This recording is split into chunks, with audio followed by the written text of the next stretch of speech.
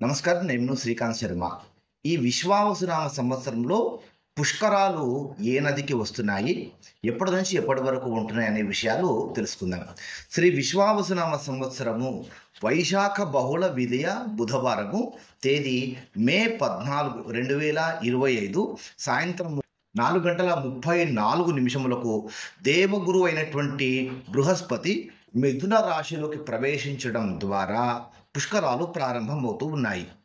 మే 15, 2025 గురువారం నుండి మే 26, 2025 సోమవారం వరకు సార్ధ త్రికోటి తీర్థరాజ సహిత శ్రీ సరస్వతి నది పుష్కరములు ప్రారంభమవుతూ ఉన్నాయి.